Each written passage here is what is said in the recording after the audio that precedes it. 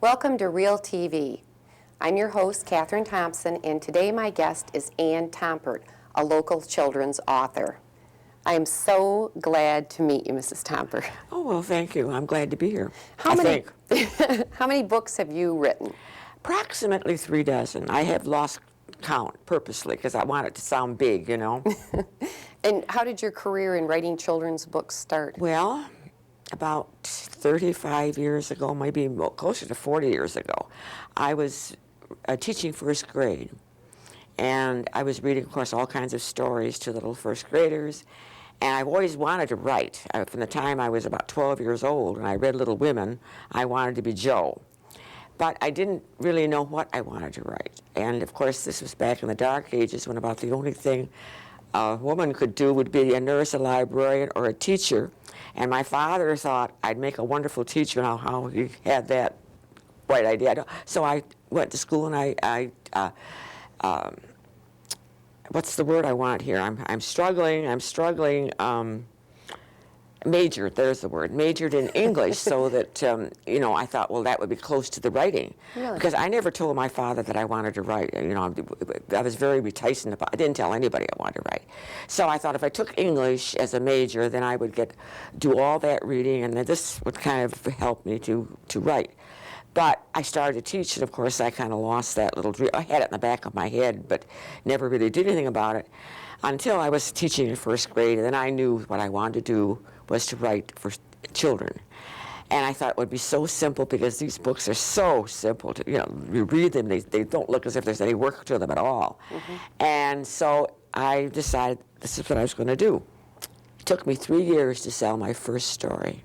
Oh my gosh. And I sold it to Jack and Jill magazine. Now, how exactly do you go about selling a story? How do I go about that? Well, today it's easy because all you've got to do is go to the library, and there's a book that lists all the different publishers of children's books, what they're looking for, who the editors are, who the art directors are, the whole ball of wax. Mm-hmm.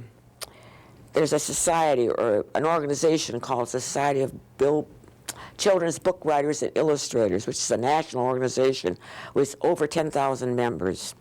And you can belong to, even if you have never published, you may become an associate member. You get their information. So then you're able to sell your manuscript. You know where to go to sell your stuff. Mm-hmm. So that's no problem today. But with me, it was a different story. There was none of that.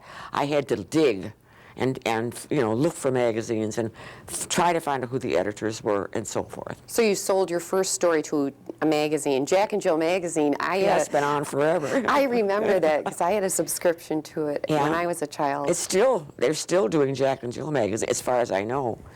They're still. So you sold it to the magazine, and then did it take you a long time then to get a book published, or? All right, so you started with short stories. The first children's book I sold was called What Makes My Cat Purr, and it was sold to, you know, the little books you get in the Kroger's or the dime store, the little Whitman books, you know. They used to be 25 cents, and I don't know what they are now, but they're a heck of a lot more now. How I sold that, well, I found the name, you know, I looked and sent it to the editor there at Whitman, and it was really an accident. It was a good manuscript, but the reason she bought it was because she was looking for that kind of material. See, that's the trick. You have to have the right manuscript to the right editor at the right time.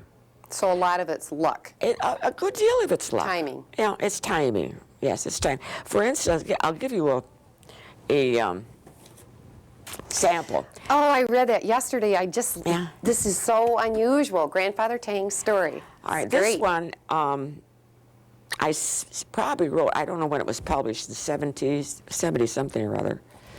I have to look because I don't remember all these details. If I can read, 1990. 1990? Oh, no. I think it was 98, wasn't it? I mean, I looked at it this morning with my... No, not 98. No. It's that would be that was 1990. Okay, all right. It was sold in 1990, published in 1990. However, I wrote it in the 80s. Oh, really? And I tried to submit this. This was when I was between agents. And I tried to submit this a number of times, and I wasn't able to. Nobody wanted it. And so I kind of put it aside.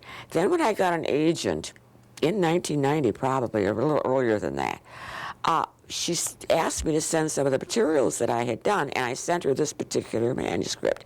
And she liked it, and she sold it the first time out. Now, I may add to the viewing audience, I found this story a little unusual because it's based on a grandfather telling a story, but he's using tangrams. And until yesterday, I'd never heard of a tangram. Would you explain? Tell you about tangrams? Yes, and how you found out about it and how you got interested in it? It was a long, involved story. We have all day, I no doubt. All right, this is a tangram. It's 7 pieces cut, as you can see, in triangle, square, parallelogram, and so forth. Always the pieces will be the same shape and the same proportion to each other, but you can make it as large as you want, of course. Now, this is a Chinese puzzle that is about 2,000 years old. And the Chinese still use this in certain provinces. Of course, we talk about China. You're talking about hundreds of different, a huge area. And this is not going to be all over China, but in certain provinces, they still use this, where they make different figures with the tangrams. They change the pieces around so that, for instance, you could make, in this case, a rabbit or a dog. And they challenge each other. Well, they'll make some kind of a figure, and, well, what is this, you see? Or, I bet you can't do this, and that type of thing. There are, I understand, about, hundreds of different things you could do. You can do the alphabet, for instance, from A to Z by rearranging these. They're a little odd shapes sometimes, but it's the alphabet nevertheless. And I discovered this because, as a writer, you soon realize that there are only maybe 3 dozen basic plots. That's all there are. Oh, really? For instance, for an example, there is the hero or heroine who wants something. Well, that's the main basic plot, really. All stories start with someone who wants something. They want to go on a trip, they want to win a prize, they want to solve a mystery. Okay, here's your protagonist or your heroine who's looking, here's the goal, and your story is reaching that goal. And the more difficult you can make it for your protagonist to reach that goal, the better story you have. All right, that's one. Of course, there are variations, hundreds of variations. Okay, knowing that, constantly you have to, I as an author am constantly looking for a different way to present an old story. Old wine in new bottles is what it basically is. There is nothing new. Absolutely right. nothing new. No one has a really 3,000 years ago, they were writing the same stories we're writing today. Different setting, different characters, a different way of doing it, but nevertheless, basic stories. Okay. Now, I love to look at, see, it's a long, involved story. That's we may go on forever here. One of my favorite pastimes is looking through catalogs that I get in the mail. I get Bocoup, all kinds of catalogs. And one is the Dover's Books, which is a catalog of paperbacks. And I was glancing through this, and I saw a book on tangrams. And I thought, tangrams? Maybe this is an idea for a story. See, I'm always looking for ideas for a story. So I looked at it and, kind of studied it and decided that if I could make a story, write a story that uses tangrams, I would have something different. So I had to start studying Chinese myths and, the idea of the fox fairies in the story. Right, the fox fairies. The fox fairies are, according to the Chinese myths, fox fairies can change shapes. And that's the premise of the story. These 2 fox fairies bet each other about how they could change shapes. And of course, it almost leads to disaster. And all the time that grandfather is telling the story to his granddaughter, he takes the tangrams and he makes the shape of the various characters in the story. Now, should I tell them how it's used? Yes, definitely. The book has been very, back up a little bit here. After I got the story, when the story finally sold, it sold at the best time. If I had sold it 10 years before, it would not have gone anywhere. but it was sold at a time when schools were doing what they call literature-based classrooms. They wanted to bring so-called trade books into the classroom to augment their normal studies. Right. So this book had been chosen by somebody discovered it as a way to introduce geometry, the idea of shapes, to second and third and fourth graders. Oh, what a wonderful idea. And so this is the only book that they have that does it, actually. So this is used in the schools. So this is used in the schools for that, to introduce the idea of shapes to small children. Well, I noticed on the back of the book it shows the tangrams and explains them, and then it gives another little thing the students can do, or the kids can do on shadow art, like Oh, yes, in that book, Yes. because that's the paperback edition. Right. That's not in this book. When they did that one, they added this as a little added incentive, I guess, for the classrooms, you see. Right. Yeah. That's good. And then it even gives dragonfly brain teasers. So this is not only just a book that a parent could sit down and read to his or her child, it's also a learning experience with the tangrams, the shadow art, the brain teasers, and note to parents. And they also have a ride-along story in how to make a little dog out of paper. Oh, that I missed. So they've added that. Now, do you get You any... know more about that book than I do. I have a copy of it, but I never looked at it. I mean, I just know generally, what it has. I thank you. I'm glad I do. So do you get any extra money for schools using it? No, just they sell more books. It Yeah, helps that you sell more basically books? is it. When you sign a contract, do you want to go through contracts? Yeah. further? Well, Okay. you said you have an agent, and then in Okay. the beginning you had to send your own books to different publishers. And originally, I did all my own selling. I mean, and I sold, for instance, what did I sell? Oh, I sold Nothing Sticks Like a Shadow, and that's about all. Oh, and I sold Little Fox Goes to the End of the World. My first few books that I sold On your own. myself. But it got to be, it's a difficult business. I mean, it's really hard. So now then, now that you have an agent, you finish writing your story and you send the story to the agent. To the agent, and then really, it's a good thing because the agent has to pass on it first. There are things I've done she won't handle. Of course, she made a big mistake when on St. Patrick, she wouldn't handle St. Patrick. And I sold St. Patrick myself, too.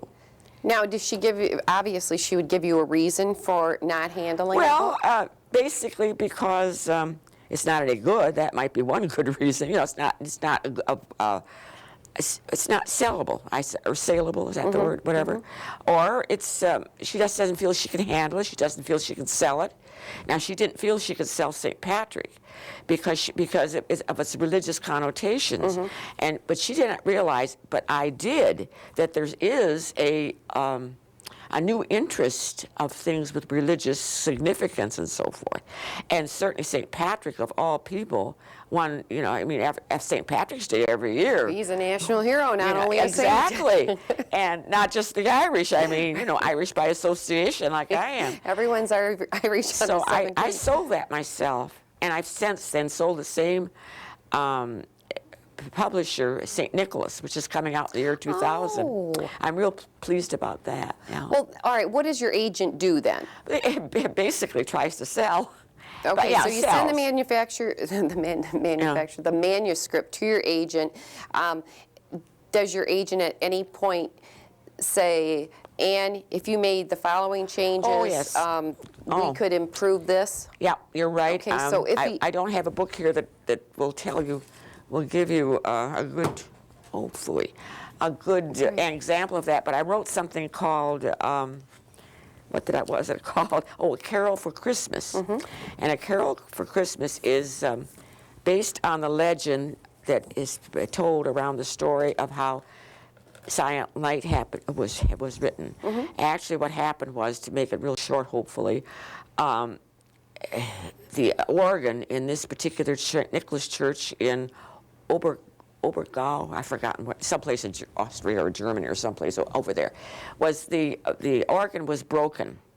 It was Christmas Eve day. They didn't have an organ to play the Christmas music for the services for Christmas Eve. And we're all distraught about that. And so the pastor says to the organist, well, couldn't you write something?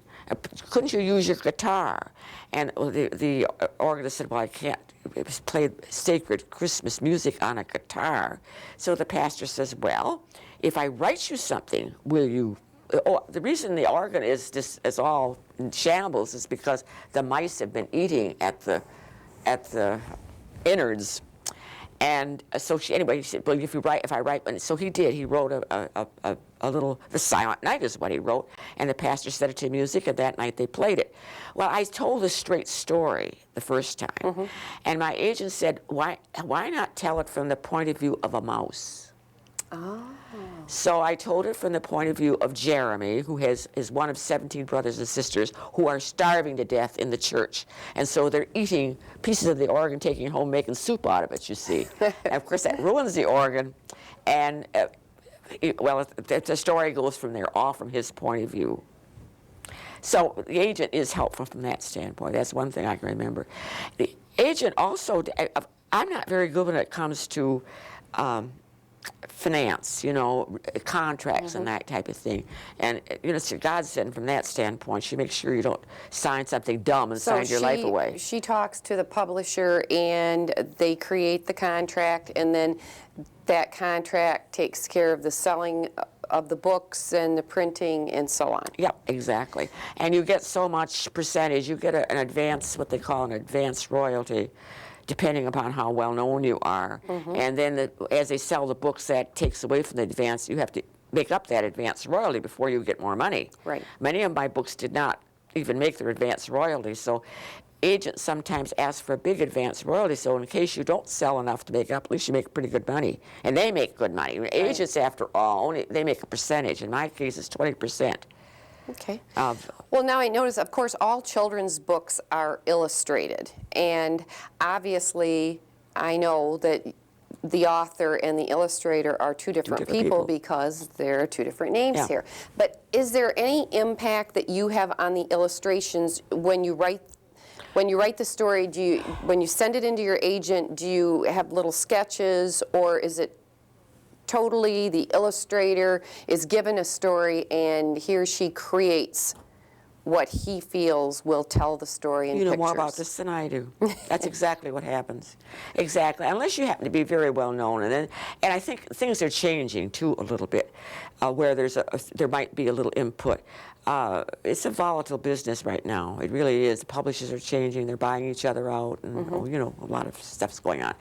But primarily because authors have complained that sometimes illustrators illustrate and they put something in the picture that's not even in the book, or it is contrary to what's in the book. One time I had a story where the boy had one kind of a shirt on in one picture, and the next picture, which was immediately afterwards, he had changed his shirt without going home. I mean, that type of thing happens. Well, because when I read the Little Fox Goes to the End of the Earth. World, I'm sorry. It just seemed more like a Grimm's fairy tale type of character, and then this illustrator made these a little brighter and happier and more fun. So it's just a different interpretation, yet each one, I thought, in the books that I read, fulfilled the story. Yes, and of course that's their mission. Right. They have to, if they're good, they will get the feeling for the story and try to implement in pictures what the author has in mind. I mean, that's what a good illustrator is. Of course, Lynn Munzinger happens to be very good when it comes to that kind of story. She's excellent. It's kind of funny. She's well known in Germany, and just a little bit, and she did just a little bit, and Nothing Sticks Like a Shadow. And both of them are in German. Well, I think. In German, and I think this was in Japanese and a few other French and so forth. But in Germany, she is so well known that her name is on top rather than mine. I thought that was kind of interesting. Oh, it'd be interesting to have a copy of the German. I have. I should have brought that along, but you just can carry so much. That's right, when you've written so many books. All right, now we went over one of the ways to write a plot is the protagonist wants something and the storyline is his quest to get it.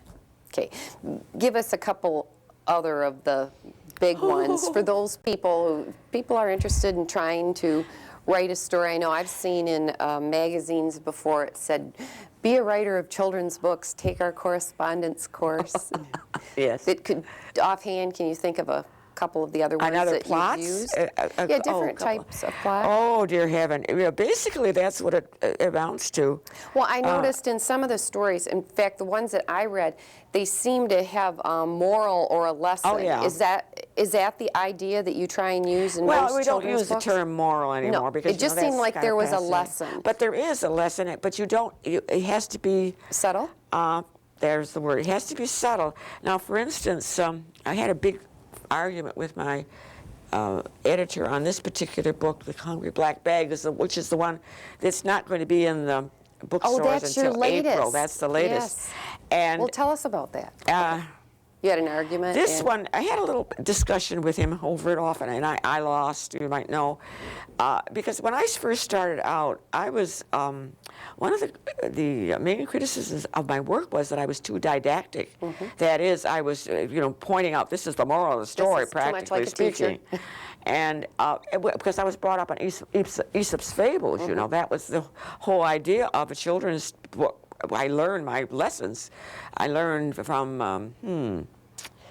the country mouse and the city mouse. For instance, I was the country mouse who envied the city mouse in my own life, and that kind of shaped me to think, well, don't be envious of other people because they're not necessarily that much better. That type of thing. Right.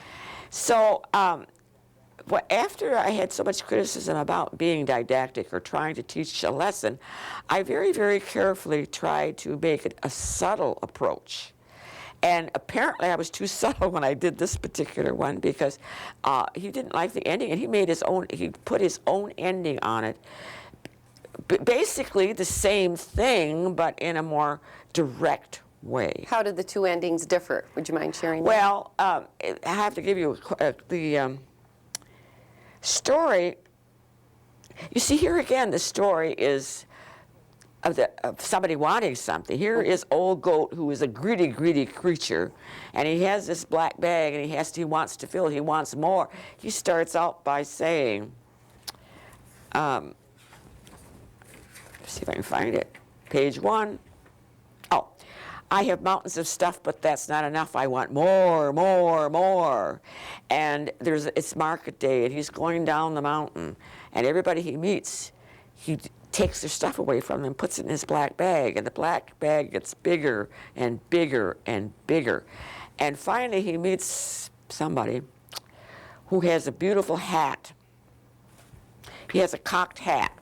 Who has the cocked hat? It was, Bear, I think it is. It was then Bear who came lumbering along, yes, with a cocked hat, a beautiful cocked hat. And he said, well, I'm sorry, I don't have anything to give you. And so the goat says, well, give me your hat. And of course, the bear says, try and get it. And they have a little bit of a scuffle, more or less. And the goat tumbles down the mountain. And he ends up, according to me, when I told the story, he ended up in a bunch of burrs. And he spent the rest of his life picking burrs out of his fur. Well, that's too subtle, you see. What the editor did was change it to, let me read the last page. It didn't take long before owl, fox, porcupine, rabbit, and raccoon had reclaimed their things. Thanking Bear, they went on their way to the market. Greedy goats should get what they deserve, said Bear, as he draped the empty black bag on Goat's head. Because Goat, I'm sorry, I should have showed you this page. Goat ends up in a mud puddle up to his neck. And so the empty black bag ends on his head, and that's what he deserves. It's, a little bit not. See, this is what greedy goats, we have to tell the people that he's a greedy goat. You don't have to tell people he's a greedy goat. We know he's a greedy goat. But that's my point of view. And as my husband used to say, what do I know? As long as we sell that book. Yeah. What do I know? Not much of anything. Now, how long does it take you to write a book? And I know you're going to say each One is It's different. All right, definitely, but I'm Well, just... I can give you a specific example of All right. something that we don't have here. It was a story called, it was actually 3 little stories in one book for a beginning reader kind of thing. And it was called Little Otter Remembers, and it was that was one of the stories, and there were 4 little stories. And I did that in a month. I did a story a week. Wow. But that is unusual. Usually takes me longer than that. I can write over and over and over and over again. And of course, the longer I've been writing, and I think anyone who's done it will say this, the more I demand of myself, and the more I want to rewrite, and the more it takes to satisfy me before I'm saying, oh, this is done, this is right. I'm working on I'm turning to biography, as you can see, because no one wants my picture books anymore. I don't know. I don't know why it is, but I'm not doing too good on picture books. So I'm doing, and I'm working on a Mexican artist called Posada. Jose Guadalupe Posada. They all have such lovely, long, beautiful sounding names, don't they? And I've been working on it for about 2 months now. And I'm still working, and it's in very rough form, very rough form. And I anticipate it'll take me a couple of more months, if not longer. Well, do you decide, that was another thing that came to my mind, do you decide in the beginning that this is going to be a picture book for a certain age, or it's going to be a book for a certain age? And if you decide that, do you have certain vocabulary parameters that you stay within, or you just write the book? It depends. Sometimes I do, and that's another one of those questions that has no really. In doing this, there's really no right way. Some Just your way. How's that? Vocabulary. It all depends. If you're thinking in terms of you're doing this book because you want children to read it for themselves, then you're apt to limit your vocabulary, and you may throw in a few nice, beautiful, long words because they are beautiful, long words.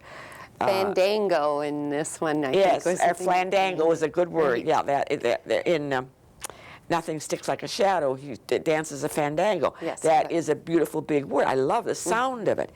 And youngsters, when they read, I'm really fighting. You're fighting a losing battle because you have people who think that you have to stay within a limited, and you really don't. Because when anybody reads, I read, and often I come across words I don't know, but good Lord, I can figure out what they are from the context of the sentence or what's going on, and I might read right over it if I'm not truly, if it's not that important. Right. Kids do the same thing, so. It depends. Sometimes if I'm writing specifically for someone who is doing a so-called beginning reader, then you're given a list of words that you must stay with. That was what I was heading toward. Are you given a list of words? You're given a list of words. And you're writing from now, that how list. much they're doing that anymore, I don't know. But there was a time when they probably still, there is, or you're pretty much free. Oh, also length of sentences. You can't have sentences too long and that type of thing. So if you're writing for that market, yes, you are limited as to words. Well, I noticed you have Grandfather Tang's story, and then you have the Jade Horse. Chinese. Yes. Are those the only 2 books that you've written? Well, when I was working on that, I learned so much about China. I had a lot of leftover material. So were these written about the same time? Mm-hmm. Just about. Didn't sell, though, for the longest time. I've forgotten the difference between, but this is this is 1990. This is probably about 1995 or so, I think. I'm not sure, but it's later. He had a terrible time, and it's a good story. Of course, all my stories are good. What am I talking about? Do you have I always ask this with parents and children, do you have a favorite story? Do I have a favorite? Not really. It's not your first one? Not really. Just because which one is the first one? But the ones here, this one. Okay. And that went for 20 years, so it should be my favorite story. And this one, years ago when Gene Shalit was doing book reviews on Good Morning America, he reviewed that book at Christmas time. Oh, how exciting. And I must tell you why he thought it was a wonderful book. You see, it all depends on what reviewers bring to the material, just like it all depends on what I bring to the material. He liked the book, but he especially liked it because Little Fox was a girl fox. I am amazed. I said the same thing to myself when I read that last night. I said, and I looked at the copyright date, and I thought, this is really neat. Yeah, it was way back in '76. Well, in fact, I called Shelley today, and I said, well, we'll read this together, because we wanted to read it for a children's story, a little children's story program. And I said, the good thing is there's this is mother a good story. and a female. This is child. Really one of my most successful ones, I suppose. And originally it was not a fox at all. It was a little boy. No, wait a minute. Yes, it was a little boy. I wrote this story half a dozen times, of course. I even did it in doggerel, you know. Well, you know what I mean by doggerel? Dog? Poetry. Poetry that's da-da-da-da-da-da. Oh, Yeah, okay. you know, well, I can't think of how to explain it to you, so we'll just have to say doggerel. No, I can't think. A boy, and he had basically the same adventures. And this is when I was selling this myself. And I sent it to Walker, I think it was, and she said, wouldn't it be cozy, I think that was the word she used, if it were an animal. And so I thought, well, fox. Foxes are kind of maligned, and I kind of like foxes, so I'll make him a fox. And I sent it back to that editor, and she still didn't buy it. So then I sent it to Crown, and they bought it, but she suggested that the fox be a lady fox, a girl fox. So that's how it evolved. And I thought the concept was lovely at the end. The little girl fox is going to all parts of the world, and then at the end, the mother said, well, so I suppose that is see you at dinner. That's, and of course, you know, there are a lot of things in here that come from the classics. For instance, well, the classics in my background, let's put it that way. This is going to be interesting, I think. Well, for instance, chasing butterflies is something I always have done. As a kid, never caught a butterfly my whole life, but always thought it'd be wonderful, so I had a little fox do that. When she starts out on her journey, she goes into she talks about going into the forest or the jungle or someplace, and the mother says, won't you be lost? And she said, well, no, I have my grandfather's lantern. And the interesting part of the whole thing is, this is the kind of lantern my father had. See, I was brought up on the farm, and you didn't have electricity out to your barns. You carried a lantern, and this was the type of lantern that we carried. Now, the young man who did this, John Warner, did not know that. But somehow or other, he managed to get the kind of lantern that I had in my mind. I don't know how you do that. Amazing. I don't know. But anyway, she does. Oh, and then she meets bears, and mother says, well, "Won't you be scared?" And she, "Oh, no. I have a pot of honey, not a jar of honey, a pot of honey. This comes from Winnie the Pooh with his, with the pot of honey." Okay, there's a lot of stuff that I've read that's come in here. What about the winds? Let's see here. What about what, dear? The winds he talks about. Oh, we're going to get to that. I'm just trying to think, bananas. I have to go through this because it's been some time. I love this one. And if I should have brought my another book. I have this particular scene. I have another story that I wrote called The Tsar's Bird. And the Tsar, from happenstance, has got to look for his bird. And he has a series of adventures.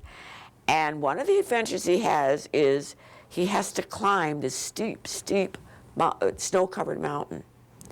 Now, notice how in this picture, the mountain she looks as if she's commanding that mountain. I mean, this mountain is not overwhelming her.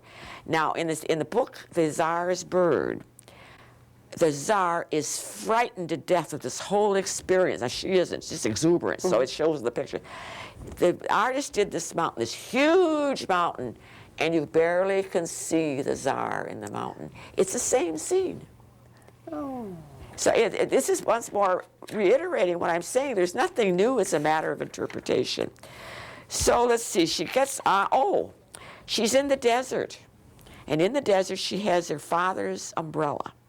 Now, this comes from the fact that my father used to go to the market in Detroit, taking vegetables down, and he had this big, what we call market umbrella, big blue umbrella. And us kids could not touch that umbrella. In fact, we didn't even have another umbrella in the whole house. So I was enamored of that umbrella. So there is my father's umbrella. This must be the story of my life. And here she's going down, really, in my mind, the Nile River that's filled with crocodiles.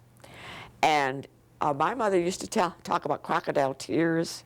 You know what crocodile tears are? Huge tears. And why, but what else about them? They're green? Pardon? They're green? Well, no, they're fake. You know, when you yes. cry crocodile tears, you're just putting this on for sympathy and understanding, you see. And so my mother, every time us kids got put out about something and carried on, she'd talk about our crocodile tears. So this is not really crocodile tears, this is the crocodile, though, on the Nile. And then, of course, there's the story about how the crocodiles of the Nile used to gobble up people while tears came down their eyes, while they cried. I missed that. I tell you, this is all stuff, you know, from up here that I've collected over the years. Then we come to, she has to collect she has to have some pillowcases, she says to her mother. And her mother asks her why, and she says, well, I have to collect the 4 winds. I'm going to put one in each pillowcase. Well, that comes from Ulysses, the Greek gentleman who went on a long, long voyage, and at one time, he did have all the winds in one bag. And he didn't tell anybody he had the winds. This was so he could control his voyage. And he didn't tell his sailors what was in that bag, and they got dreadfully curious about it. And so one of them let the winds go, and it created all kinds of havoc. So that's from there. But of course, little fox, being a clever little fox, let just one wind out at a time, and sent her first one way, then the other way, and finally got her to the end of the world. And when she gets to the end of the world, mother says, well, I'm glad, but I'll miss you. And little fox says, I'll miss you too, so I'll let out the north wind or whatever wind was left, and I come straight home to you. And mother says, I will be waiting for you with your favorite supper. I know, that's so sweet. All stories end with the favorite supper in my life. Now, if you had to give an aspiring children's author some advice or some tips, do you have any that you would like to share? You'll have to repeat that question because I wasn't concentrating. All right. If you were asked to give an aspiring children's author some tips or some hints for writing and getting published, what would you tell them to do? What would I tell them to do? Well, I would tell them, first of all, to read. That would be the first thing. As you can tell, you have to read. You have to read for knowledge. How can you write if you don't know anything? You have to read for style. That is how other people put words on paper. All right, read. Then write. Write every day if you possibly can, even if it's just a recipe or a letter. Because every time you write, you are learning to express yourself in the written word, and that's almost a lost art, expressing oneself with a written word.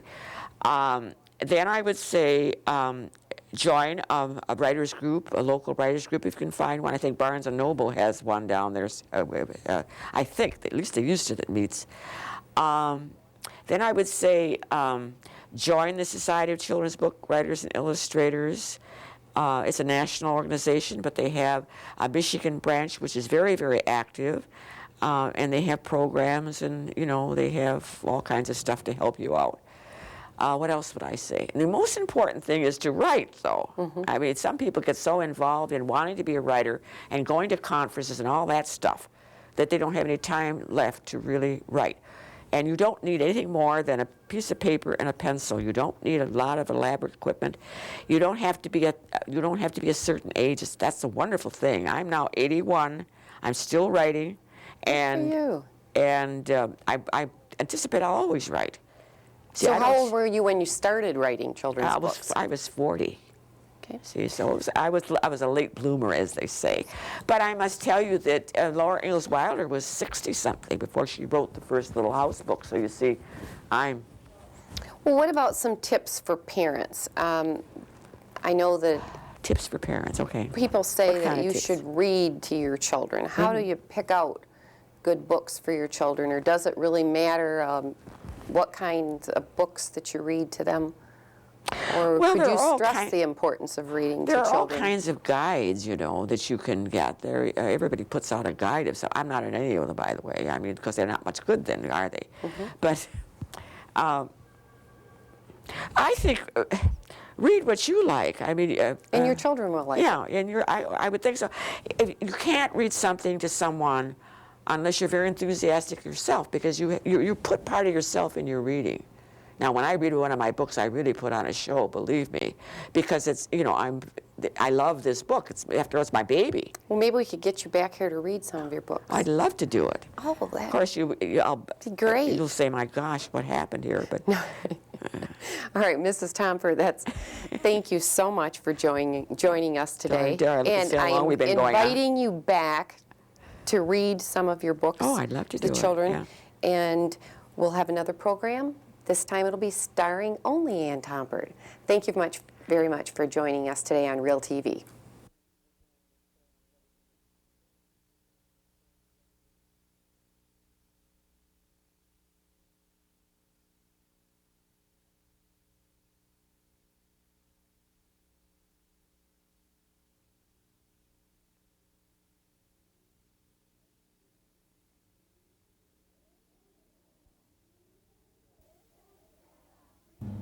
This has been a presentation of CPHS 6 in cooperation with Herring Community